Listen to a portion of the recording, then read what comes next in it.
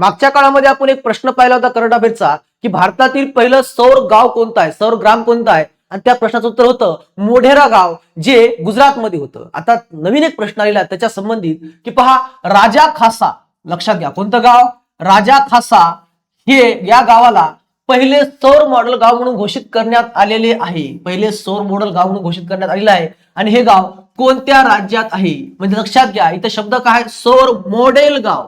आणि सौर मॉडेल गाव कोणतं गाव आहे, राजा खासा. आणि हे गाव कोणत्या राज्यात आहे, तर लक्षात घ्या हे गाव आहे हिमाचल प्रदेशमध्ये. हिमाचल प्रदेश राज्यातील राजा खासा या गावाला सौर मॉडेल गाव म्हणून घोषित करण्यात आलेलं आहे. हे भारतातलं पहिलं सौर मॉडेल गाव आहे. मग त्यासाठी थोडीशी माहिती बघूत आपण. तर लक्षात घ्या की हिमाचल प्रदेशातील कांगडा जिल्ह्यातील इंदोरा उपविभागातील राजा खासा गावाचं नाव काय आहे, राजा खासा हे गाव राज्याचे आणि देशातील पहिलं सौर मॉडेल गाव म्हणून घोषित करण्यात आलेलं आहे.